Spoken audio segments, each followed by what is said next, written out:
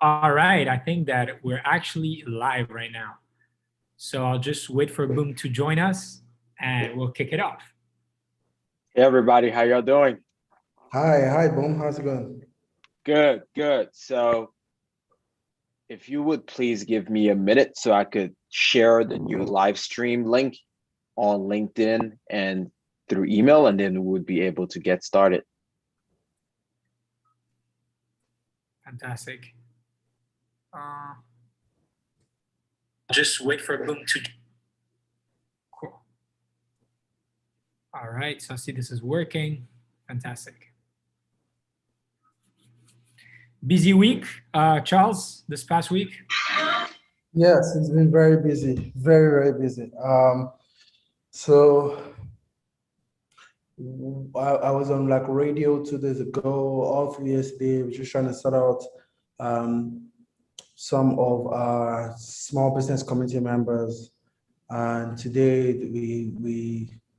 we're having meetings, strategy sessions, one-on-one sessions with a couple of them. Yeah. Very nice. Very nice. We're looking forward to hear you about your story and SME100. Right. I don't want to steal the show. I'm just going to wait for Boom to share the link and then everyone will be able to follow us live.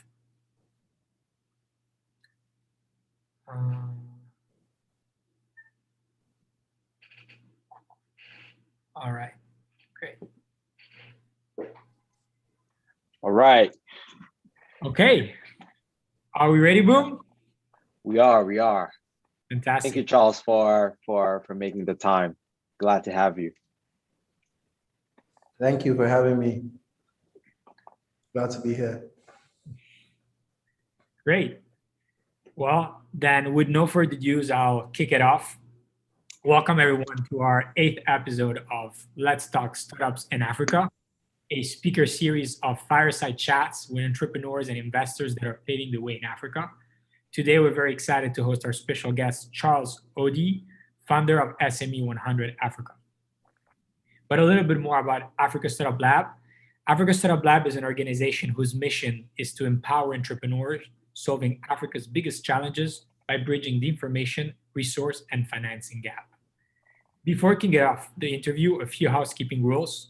The talk will be interview format, and we will open up the second half of the talk to questions from the audience. So we invite you to post your questions in the live stream chat, as well as use the chat to network with one another, drop your LinkedIn handles to connect, and you can also use the LinkedIn event chat for questions. I will be moderating the chat and joining the conversation as we go. So with no further ado, I'll kick it off back to you, Boom and Charles.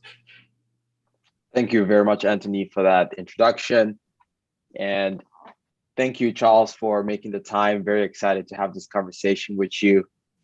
Like Anthony mentioned, it's going to be a fireside chat, very relaxed interview format. And Anthony will be bringing into the conversations as questions from the audience arise. So we'd love to get started by letting you introduce yourself to the audience here today.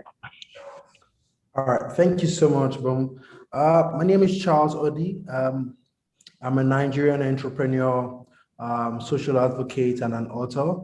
I'm the founder of this small business community organization called SME100 Afrika. What we basically do is we ensure that young entrepreneurs succeed here regardless of their socio-economic background. And we do this by basically democratizing access for these small businesses. So access to finance, we give them some money to start and scale their businesses. In other cases where we can't give them the money, we connect them with people who can give them the money and fund their business operations. And also we help with financial literacy. The second is access to market. We help them break into new frontiers. We help them break into new markets. We help them with insights into breaking into new markets. And we also just make sure that they get that support in terms of visibility. We spotlight them and try to tell a lot of people about them so that they can get new businesses. The third is capacity development. We're big on trainings. We train week in, week out. We do this because we like to upskill the capacity of entrepreneurs here in Nigeria, because the capacity of entrepreneurs The entrepreneurial education in Nigeria is a bit not up to standard. And third is our network. We have a large, vast network of mentors, mentees, stakeholders. And the last is access to markets, to finance, capacity development, mentoring, and network. So the last is mentoring, right? We have a lot of mentoring programs that are ongoing for women, for young entrepreneurs.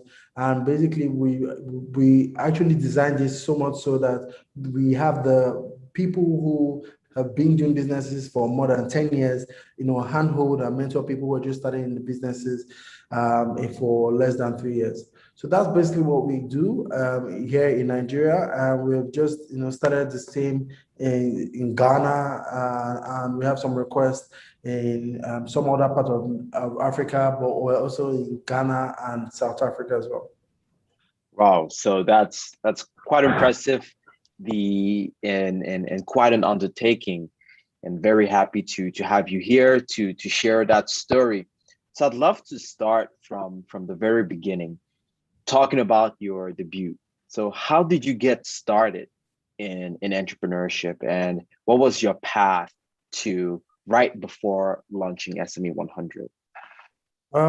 So I started my first business as a teenager at the age of, I think I was 17. So I'd gone to this university in Nigeria. It's called Covenant University. In that university, you're not allowed to come to class without a necktie. You always have to have button-up shirts. We don't own mobile phones. We don't wear jeans. So while a lot of my mates were seeing this as a problem and people getting expelled and suspended, for not wanting to wear button-up shirts and ties, I saw like an opportunity, right?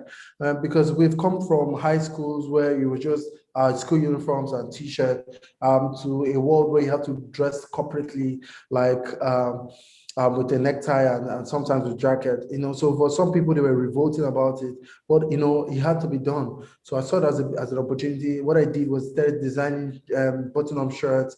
I got a group of tailors who were out of the school because we couldn't leave the school, right? You had to take like a permission to leave the school.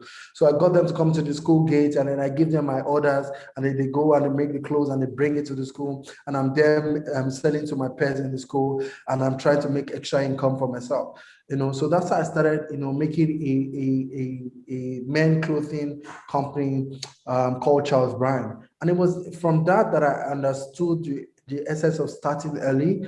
And then we've started to preach this to, teenagers and secondary school, high school students in Nigeria. After starting early, I went to university. I was done from university. And then I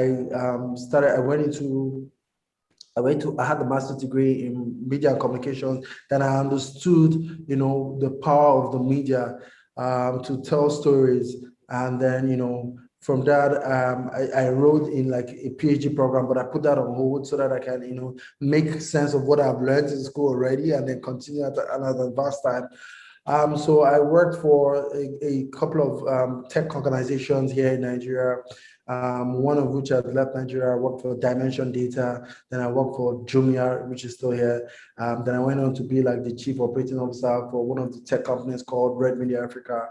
And afterwards, I started SME100. Myself and my friends saw some problems, right?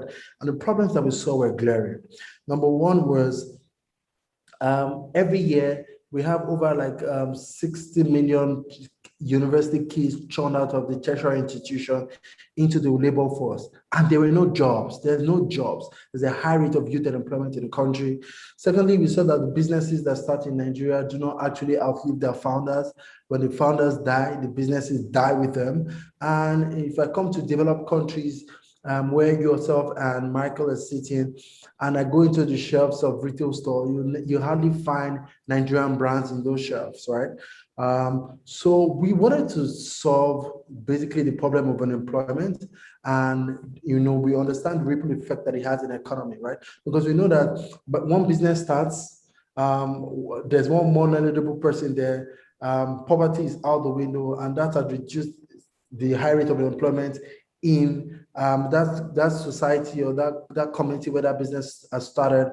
But what's more important is that we are actually teaching these young people to think within themselves. There are no jobs, right? So what is there? What's that glaring problem in that society? And how can you contribute to being a solution in that society? And by so doing, a business is created. And when a business is created, people are employed. And when people are employed, high rate of employment has reduced in Nigeria. Because right now, in Africa and Nigeria, there's a prevailing situation of violence. But I can draw on this a triangle of hunger. Everyone's hungry. Young people are hungry. Hunger leads to anger, and anger leads to violence. So also, if you want to curb high violence in the society, one of the ways is just reducing hunger, right?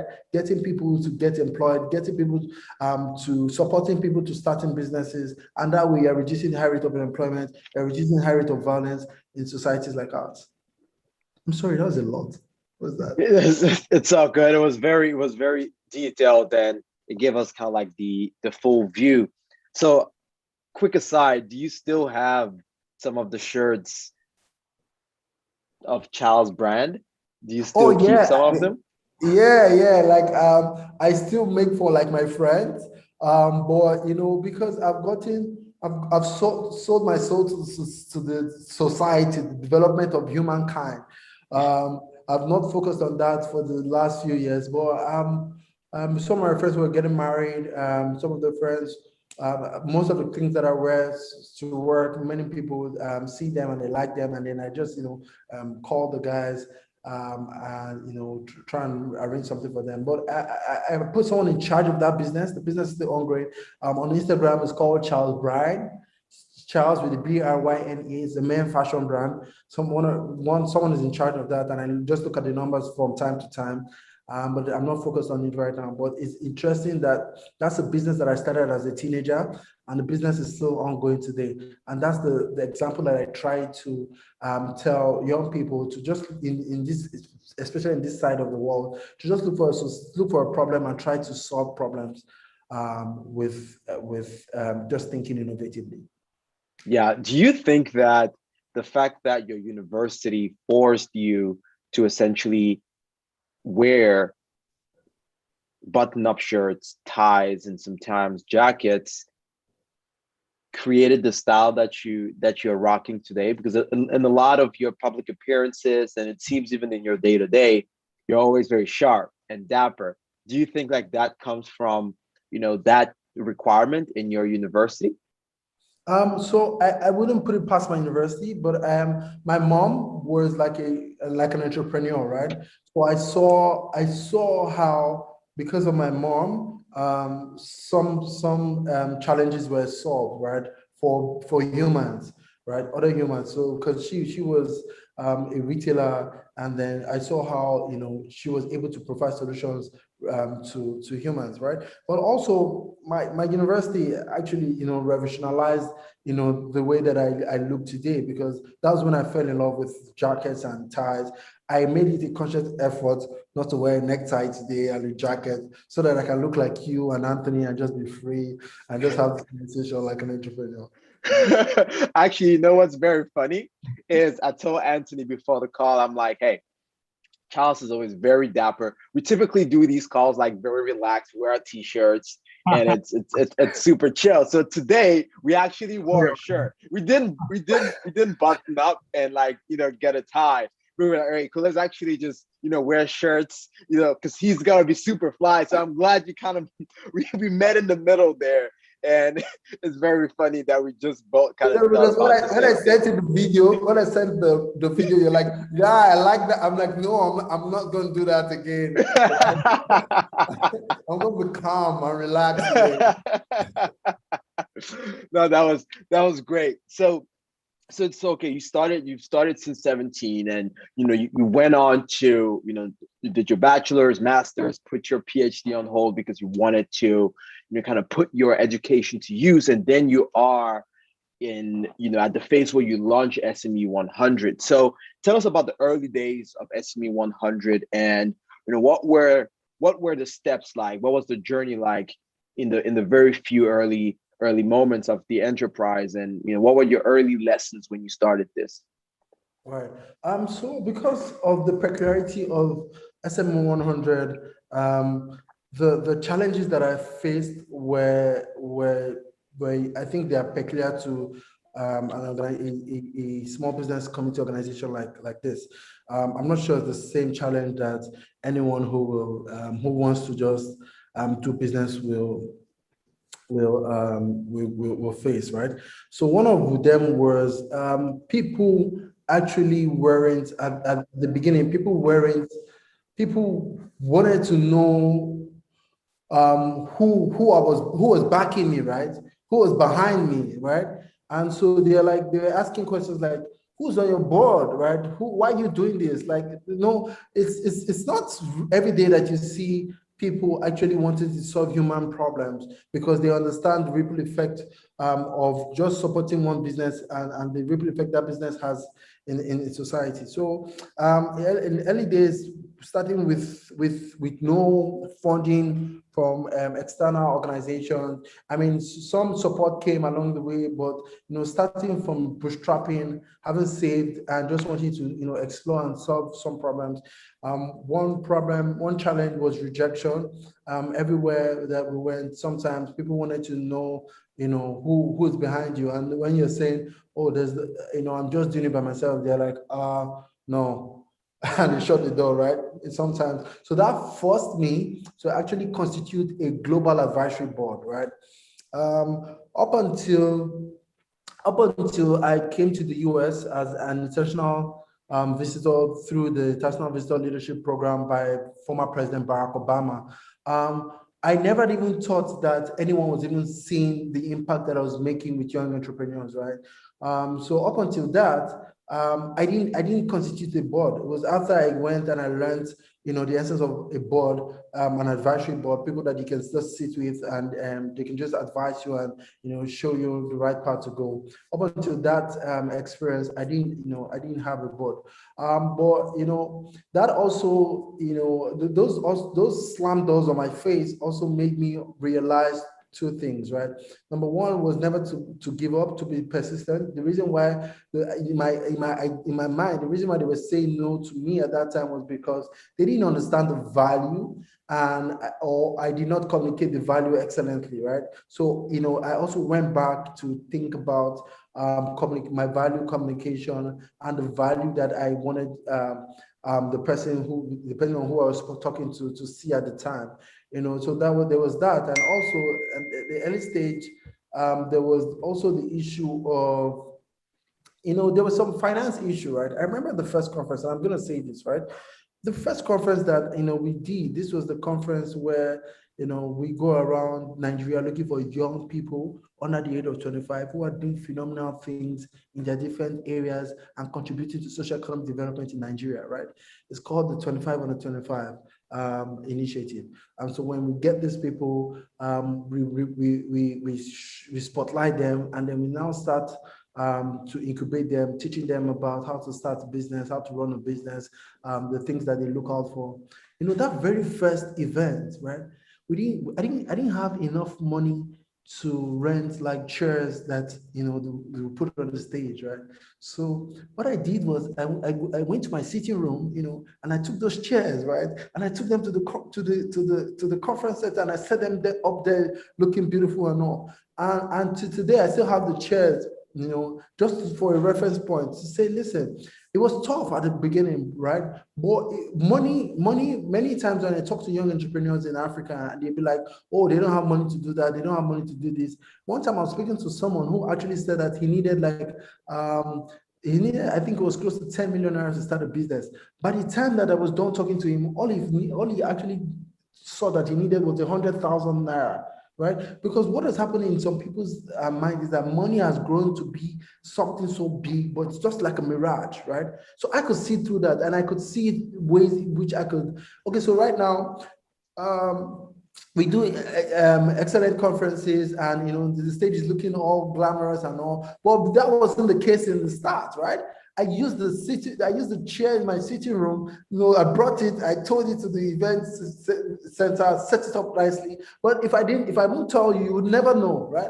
So there was that challenge in the beginning. There was a challenge of resource support in the beginning. There was a challenge of growing the business in the beginning. But as time went on, I was able to circumvent some of these challenges. One, I set up like an advisory board, with a professor in the US, an entrepreneur in Hungary, entrepreneurs in Nigeria, who just advise from time to time, and then speak to people as to our, sometimes you need someone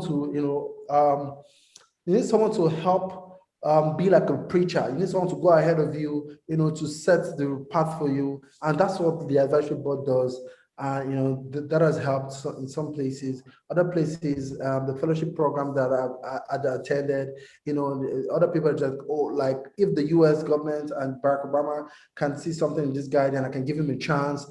Or other times they just be like, okay, we've seen the work that you've done, because at that time I haven't done a lot of work, but now they can see some impact, and so some of the impact are speaking for themselves, and so things have become better as time went on.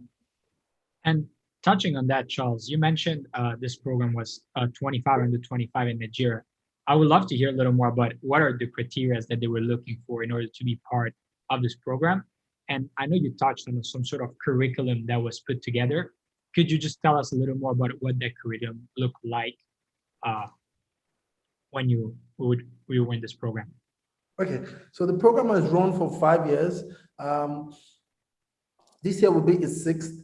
So the program, basically, the 25 and 25 program, is we're looking for, a lot of people point fingers in Nigeria. Oh, that's the problem. That's the problem. You can do it like this.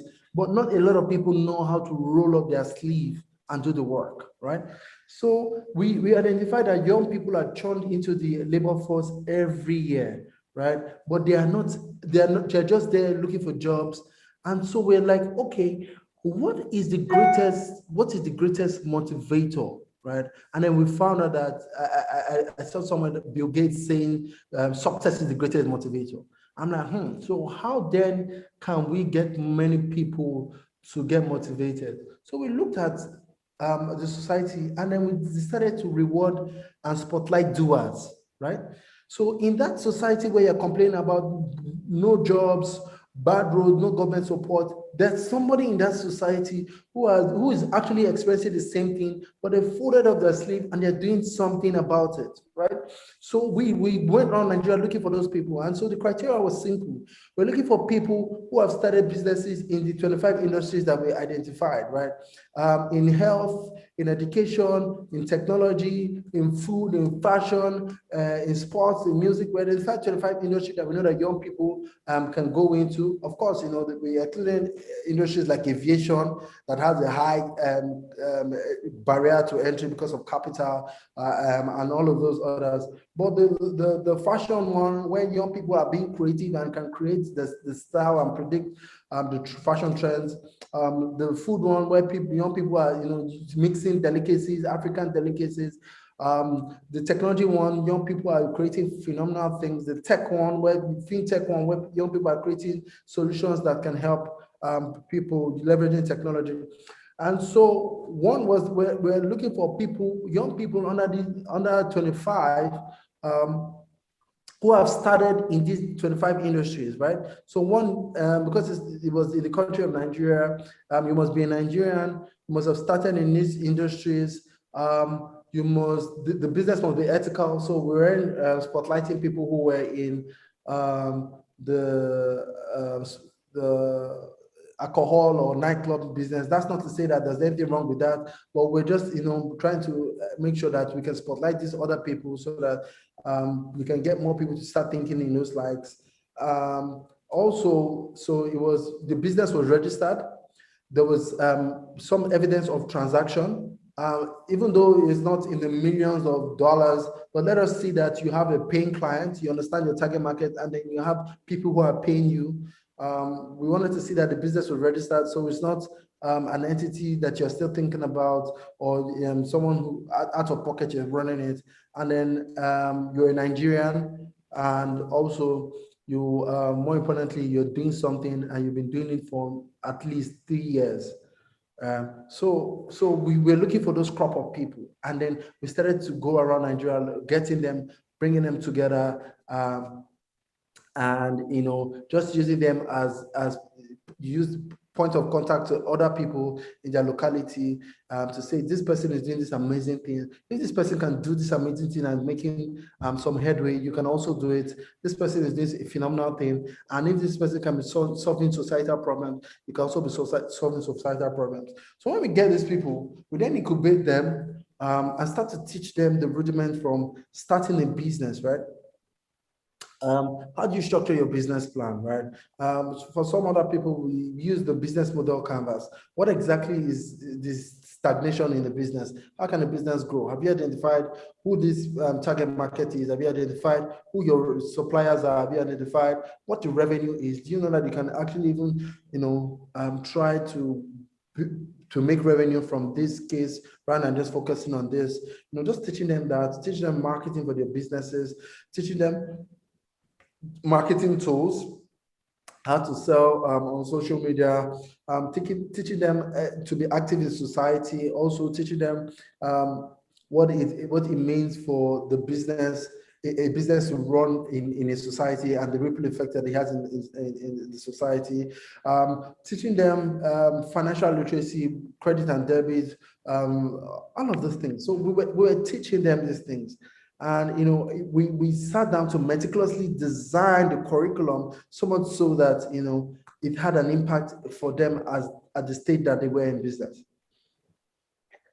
That's a great story right there. So going a little bit back to the beginning, and you mentioned you were knocking on doors and people would not want to support you, right? I think there's a lot of similarities to the early phases of most entrepreneurs where, they get a lot of rejection, right? So could you kind of tell us a little bit more about who were these people that you were looking for? And what was the first thing you felt like you needed to build and needed support for?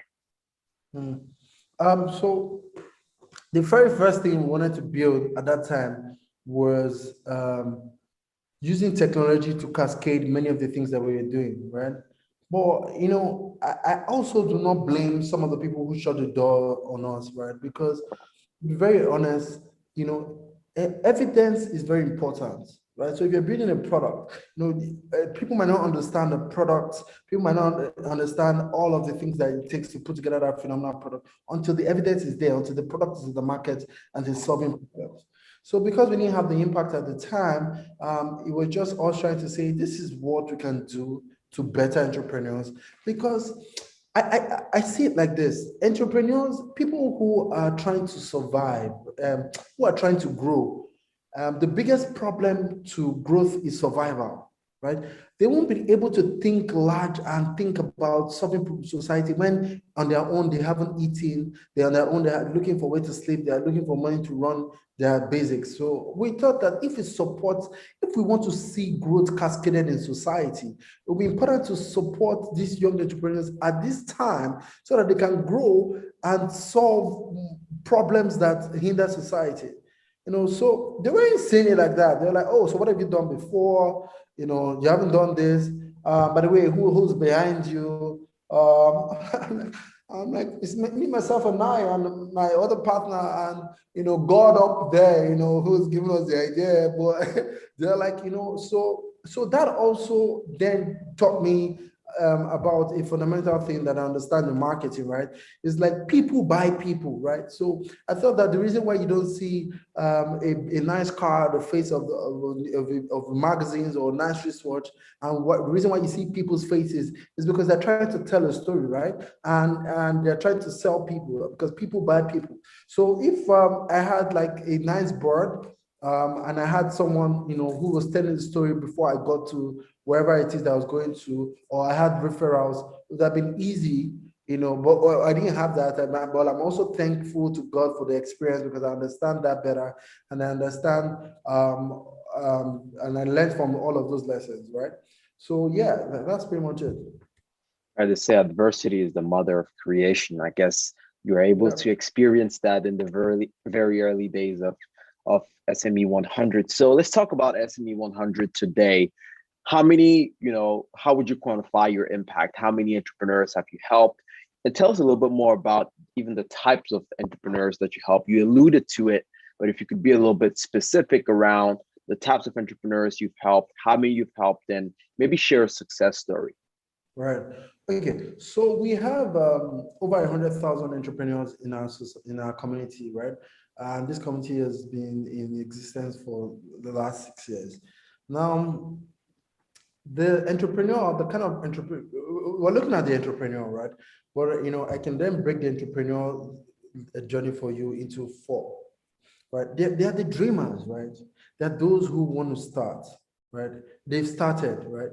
But they're earning a little below on a monthly basis, a little below $1 million, $1,000. They have no physical office locations. It's just themselves. And they have just they're still trying to test the ideas, or they have 1 or 2 customers, right? Those are the dreamers. Then we have the doers, right? These are people who have started, are earning above $2,000 on a monthly basis. They have a co-founder, or they have 2 or 3 employees, not more than 5.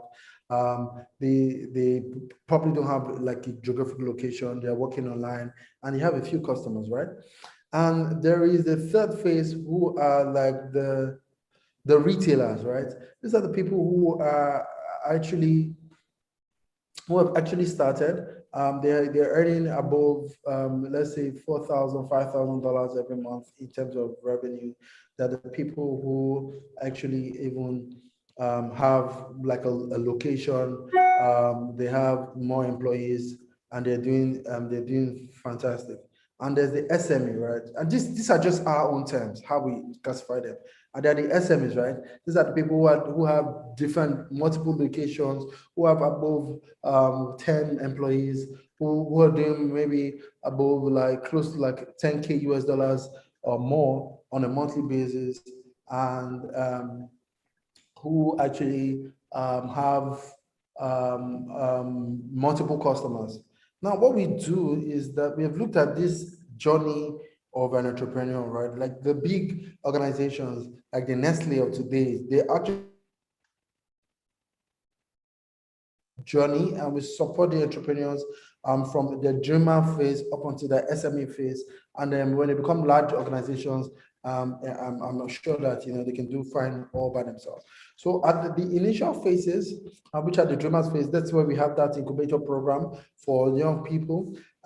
For the retailer and the SME phase, we have other programs like the Lagos Small Business Summit, where we bring them together, and many times we bring together government, academia, private sector, and these small business owners, so that they can foster conversations about the policies that affect doing businesses here in Nigeria. Because in Nigeria, many fintech companies, many tech companies are heavily regulated, and we want regulation, that can kill like a whole tech company. So it's nice that these small business owners who are doers actually are interfacing with the people who are making the policies, so that they can understand them, and they can actually do some phenomenal work with supporting them. So we've had some success stories, right? We've had people raise money for their businesses, people who have scaled their businesses from what it is to be a 2 to 3 man operations to multiple locations, and they have now, when you're starting up, your business is built around people, but when you grow, the business is now built on processes, so they've gone from that startup phases to process-led organizations. I'll give you an instance. There's this business called The Food Stand. When it came to us, they were like, they wanted some money, they wanted some space. So we sat down with them, mentored them, and then we supported them with the space, money to start to get a space to grow their operations. And with that money, we also mentored them. And today, the business operation has grown and delivering food from one location to many more customers, right? There's the Red Line Auto, which is like a mechanic business, who actually needed capital to scale the business, to get tools for diagnostics for cars. and also to get employees at the time to run some job functions. We supported them, and they've grown, and they have 2 locations right now. In other cases, we supported some entrepreneurs in our incubation program. We had like a bank, an investment platform called Piggyvest. They've gone on to raise like $1 million US. We have different other success stories, people who are revolutionizing and doing great, amazing things, from the training that were trained in different cities around Nigeria, the northern part of Nigeria, the southern part and the eastern part, and it's amazing. And every time that I get that email, so for instance, only last month, 2 months ago, we had the pitch competition where we gave one of the entrepreneurs ₦1 million in grants. She's a recycling company. What happens is she takes those plastic recycled and turns it into energy and turns it into other products. And the email that I got from her, just even granting her ₦1 million, to scale our operations, it was heart-touching. It was heartfelt.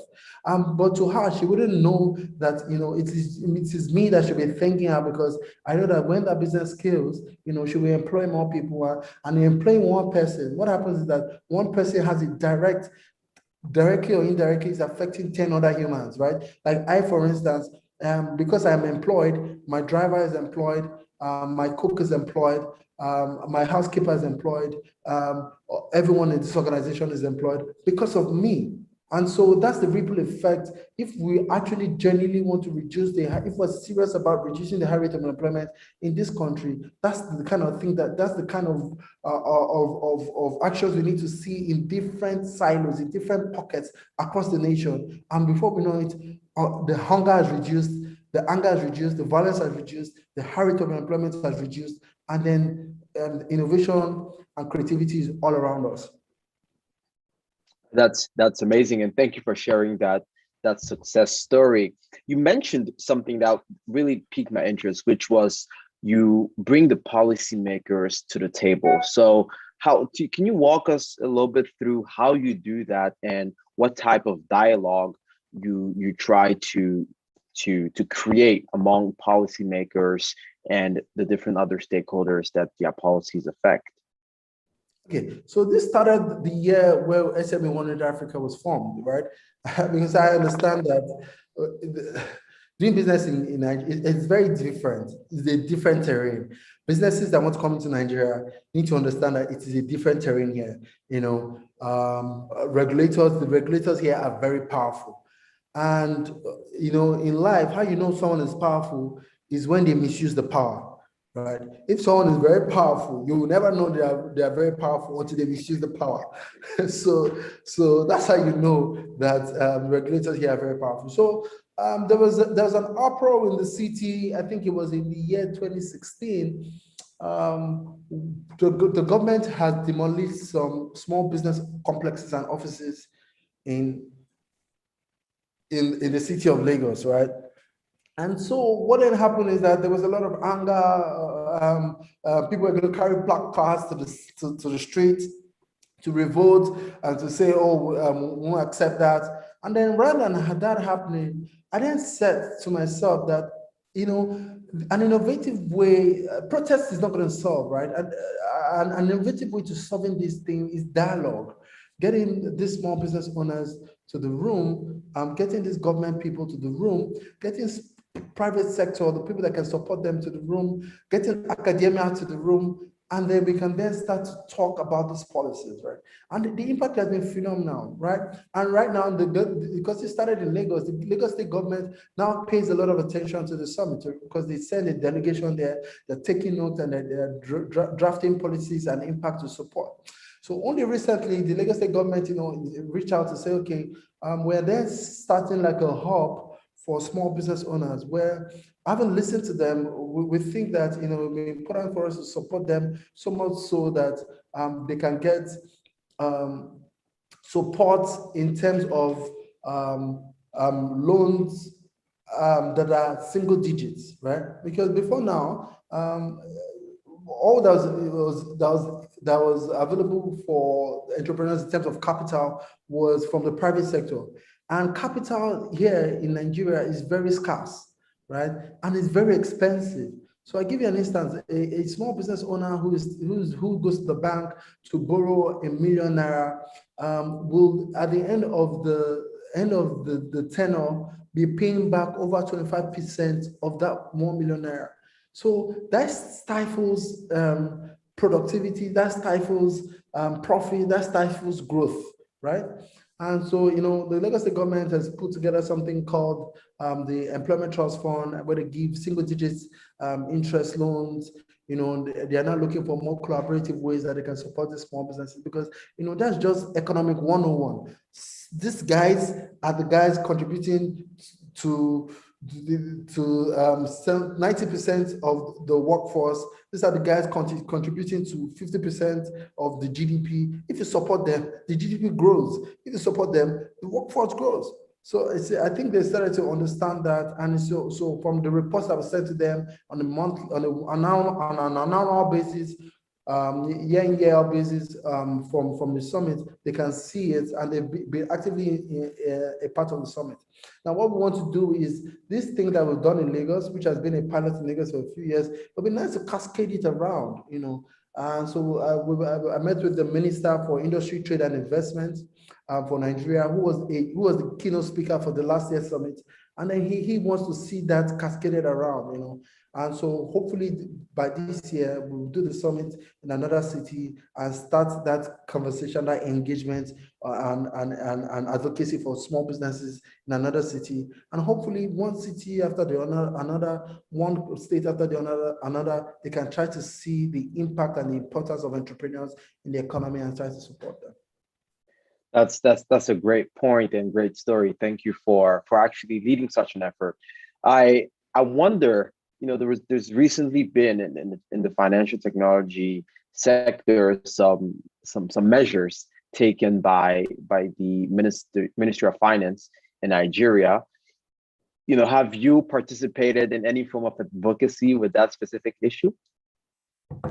So the Ministry of Finance and the central bank, like I said, the regulation in Nigeria is very, very it's a different conversation entirely. I think we'll have to schedule another 1 hour to talk about that. But because the now deputy governor at the central bank, had been one of our speakers, one of the things that we can relate to is, is reaching out to them to say, well, let's have this dialogue. And so the Central Bank of Nigeria and the Bank of Industry in Nigeria have been a part of this summit in time past, I think last year and the year before, because they also understand what it is that, we are trying to solve for. And they've understood the essence of engagement. And so this policy that they've set out now, I've reached out to the deputy governor, and I know that they're going to listen, because this stifles growth. If you want to see an economy that grows, then you have to ease on regulation. That's not to say that you should let some things go by, but you have to ease on regulation so that the small businesses can actually exercise creativity and growth. So our own way, we don't protest. We actually dialogue. We're the guys who say, come to the table. Let us put you in front of the people who are doing this thing. Listen to them, feel their pulse, so that you can understand that, you're supporting them, because what it looks like right now is that you're out to just kill the whole sector, right? Understand them. And if you understand them, then you understand that, this is what is important to them, and then understand how you can support them to grow. That's basically it. Gotcha. So in essence, you have direct access. No. So in essence, we try to. So I was just kidding. I say this, no. So I say this to people, right? Anyone who has some privileges, right, should actually use. The privilege is not for yourself. And for us at SME100, it's not for us, right? It's for the community where we serve. And so we have to advocate. We have to advocate and keep advocating. Gotcha. So I want to shift the conversation a little bit to, one piece of of what SME 100 Africa does is essentially helping entrepreneurs with capital. And you mentioned that you've offered grants. My question to you is, how do how much capital are you actually, deploying every year? Is it in the form of loans or in equity investments? The follow on to that is, do you actually bring other investors into these opportunities that you're supporting? Right. Thank you. That's a very important question. So because of how we are structured, we don't want to get the entrepreneurs to come to us because we have vested interest in the organization, right? We don't do that. What we do is we have something called the 25 on 25, where we incubate these small business owners. We have the mentorship program where we mentor these small business owners. We have the training program that we train these small business owners. And I can say that in the last 6 years, maybe after we sell the company or after someone else takes over, that might change. But we have never for once asked anyone for 1% equity in our organization, and it is deliberate. It is deliberate because we don't want to look like it. It's kind of why we're set up to take over small businesses or to take over their operations or to grow some kind of for funds, right? What happens with the incubation program is we incubate these businesses, we prepare them for growth, and after the incubation program, we introduce them to potential investors and people who we think that can put some money behind them, and also other time can just basically guide them to becoming a better business. And so the relationships that we introduce to them many times are financial, other times are not financial, and just basically so that they can be structured. For us as an organization, we started to lend to small business owners, and we were lending to the tune of from $250,000 to close to like 5 million naira. $250,000 in dollars is like about $500 to close to like $5,000 to $6,000. And so because we were lending to solely entrepreneurs, because that's how we were set out to lend. Because in the financial sector here in Nigeria, the financial sector actually supports those who actually have businesses. Those who are actually employed. Because it's a no-brainer, right? Because these people take the loan, and when it's their payday, they pay you. But entrepreneurs usually, even when they have projects and things, they don't get the capital. So what then happens is that we started to lend to support. Because the entrepreneurs usually do not have a collateral to augment the loan or to put down for the loan, we were then saying, okay, we will do a collateral, we'll do a car collateral. So the product was called Cars for Cars. Cars for cash, right? You bring a car, we value the car, and then we give you 50% of the car. When you're done, you bring back the money with a single digit. I think it was about 5% per year, per quarter, I guess. But we got bonds, we got a hand bonds, and this was from someone even trying to come to steal his car after he has put down the car for collateral, So we because it was a space that we didn't actually understand, so we just left it for the time being, and then started to focus on the people who are in our community, right? Because you're in a part of our community, we can see the transaction that you're making, we can see the orders that you're getting, then we can then support you for a few days, and after the day where you get the contract done or you got the products signed off, you can pay us back, right? So in answering your question short, when we can give the money out, we go, because we have this network, we reach out to some people in the financial sector to say, see, give us this amount of money, let us grant to these people, and to grant them, you can actually now go and start banking them after we've granted them. So that's how we kind of operate. And because I've said privilege many times is not for us, it's for the community that we serve, it's community for the community that we represent. And that's what we pick a bank on, that's what we ride on, just so that the entrepreneurs in our community can actually have access to this finance. Because like I said earlier, the finance is now scarce and now become very expensive. So we are looking for ways where they can get single digit financing for business growth and startup. And also, in many cases, financial literacy to support them after they've gotten the financing on the best practices and how to navigate the business journey. Yeah. Right. And in terms of maybe volume, how much capital has been lended? So for us, when we're lending, we lent over 100,000. It was over 50 million, $100,000, right? That we lent out just to test, and then we got bond. But so for the grants, we grant close to 10 million every year for grants for businesses to just go and start and they get the grants. And so what happens many times is that the grants are then scaled into phases, right? Just so that the entrepreneur is not using the money to buy like a new Mercedes Benz or to travel to come and see someone like Anthony in the US. Many of the grants are then broken into phases. It's up until you have achieved phase one that you can unlock the grant for phase two. Yeah. So I had a question around the, like what you see as the next phase for SME100 Africa. What are the next initiatives that you're working on? What would you like to do more of, or what would you like to see more of being done in the ecosystem that you're supporting? So I'd like to see more of continental trade. We've gotten a lot of requests from countries where we are not currently in, like Gabon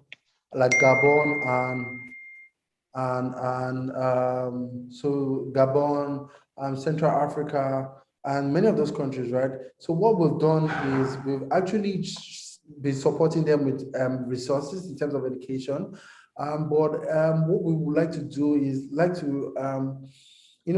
because regulation actually stifles growth, so we cannot go there and not be regulated. What we want to do right now is actually help those entrepreneurs in those other African countries and get them to learn more, because it's the same problem that entrepreneurs in Nigeria are facing. It's almost the same problem that entrepreneurs in Nigeria are facing, that entrepreneurs in Gabon, in Kenya, in Tanzania, in Africa are facing. And so we want to cascade our impact from Nigeria to other African countries, so that we can solve that problem on a continental basis. And also we want to leverage technology more, and just be that company that's using technology to drive growth, be that company that's using technology to drive impact, be that company that's using technology to drive inclusion. Gotcha. And what does that look like in terms of leveraging technology more? Are there a few like direct initiatives that you're looking to roll out, if you can disclose, of course? So some of the initiatives because I started early, so I'm an advocate for entrepreneurs to start early. And so one of the things that we're doing is we started something called the 100 Club. So we started an entrepreneurship club in high schools, where we go there and teach them about thinking globally, thinking of how to solve problems, thinking of how to look within yourself and use your creativity to drive solutions to problems that are close to you, right? So we've been doing that manually, right? So we have the schools and we go there and there's a resource person there who is teaching that. We had like 3 schools for the first pilot phase, and we had others. Now we got other requests for states that are outside of Lagos, right? And so we're thinking that it would be nice that when it's time for the club hours, all the high school kids are just logged into a central repository system where they're learning about this where they're learning about these skills, where they're learning, getting this information, and then they can then be evaluated after every class. But it is online, right? We don't have to deploy resources to each school, but we can just manage it online. And that way we can then be advising the parents, this child actually has a unique skill in design, or this child has a unique skill in this. How about, give this child a try? And then that way we can bet more entrepreneurs, and, we can change society for better. Gotcha. I have a question. How large is the organization? How many people are working for SME100 in Nigeria and now in Ghana and South Africa? I think you mentioned. So we have 2 reps in Ghana and in South Africa. But in Nigeria, we have about 24 people working. Well, because we understand what we do, we have leveraged exclusively on partnerships. So because we can't be in Nasarawa and Okigwe local government or Owerri, we can't be in Enugu at the same time. What we do is that we have those entrepreneurs who have been a part of our program, and then we use them as a point of contact to everyone in those different localities. So we're very big on partnerships. Gotcha. That sounds good. So we're coming very close to the top of the hour. So I wanted to kind of end this conversation with maybe some word of advice, maybe some predictions, anything that you would like to share with the entrepreneurial community and all the people that are going to watch this video or that are watching right now. Oh, okay. So for those who are watching from outside, where we are, this concrete jungle, I say to you that Nigeria is a very, very big retail country. We have the numbers, and if you want to do business in Nigeria, please don't let it deter you. Please come. If you have fast-moving consumer goods, we can expose you to some insights as to we can expose you to some insights as to. Oh my God, I don't know where that's coming from. Okay, so I think that has stopped. So we can expose you to some insights in Africa, in Nigeria, where you can understand the terrain and do some business here. But just to give you a brief overview, is a retail country, and many of the things that we're doing here, if you have a retail product, please come. We're receptive.